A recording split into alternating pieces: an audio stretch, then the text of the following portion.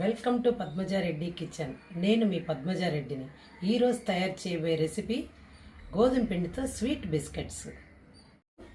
తయారు చేసే విధానం చూద్దాం రండి.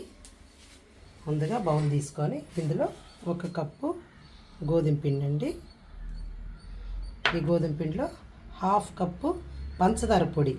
ఇప్పుడు పంచదార పొడి 1/2 కప్పు కావాలంటే మనకి 1/4 కప్పు పంచదార సరిపోద్దండి. అది మిక్సీలో వేసుకునేటప్పటికి 1/2 అవుద్ది.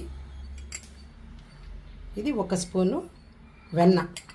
మనకి వెన్న లేకపోతే డాల్డా వేసుకోవచ్చు, లేదంటే మన వేడి నూనె, మన వేడి ఆయిల్ అయినా కలిపేసుకుంటే బాగా సరిపోద్దండి.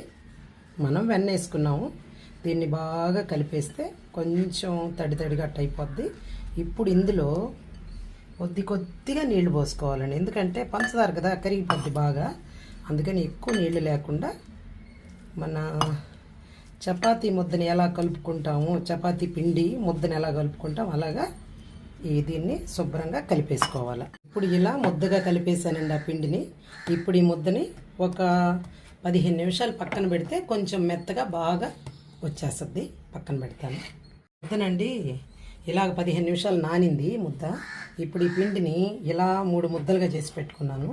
చేసి మనం చపాతీలు ఒత్తుకుంటాం కదా, అలాగా చపాతీలాగా చేసేసుకోవాలి అండి. ఇలా చపాతీలాగా బాగా ఒత్తేసాను పిండిని. ఇప్పుడు చూడండి, ఇలా ఒక చిన్న మూత తీసుకున్నాను.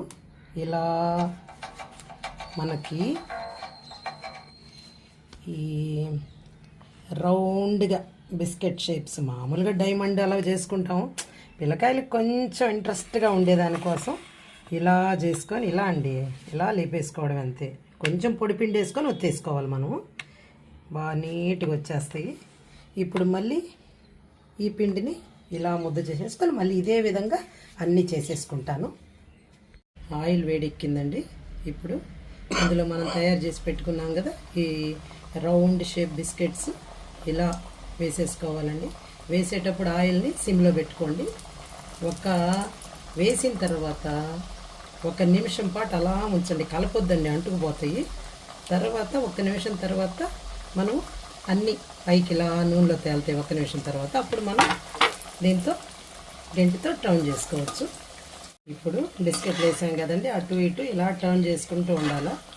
చేసిన తర్వాత మంచి కలర్ వచ్చిన తర్వాత తీసేసుకుందాం. వచ్చాయి చూడండి, ఇలా తీసేసుకోవాలండి. ఈ రంగులో బిస్కెట్స్ ఈ రంగులోకి వచ్చేంత వరకు వేయించుకొని చూడండి, ఇలా ఈ కలర్కి రావాలండి. అప్పుడు బిస్కెట్ ఏంటంటే తీసేటప్పుడు మనకి మెత్తగా కనిపిస్తుందండి.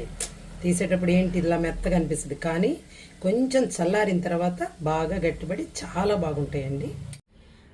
గోధుమ పిండి బిస్కెట్స్ రెడీ అయిపోయినాయండి, స్వీట్ బిస్కెట్స్. వీటిలో ఏముందండి, గోధుమ పిండి, పంచదార, కొంచెం వెన్న, అంతే. చాలా సింపుల్గా చాలా ఈజీగా తయారు చేసుకోవచ్చు. చిన్నపిల్లలు తినడానికి కానీ హెల్తీగా బాగుంటాయి. ఆ వీడియోస్ మీకు నచ్చినట్టయితే లైక్ చేయండి, సబ్స్క్రైబ్ చేయండి, పక్కనున్న బెల్ ఐకాన్ ప్రెస్ చేయండి.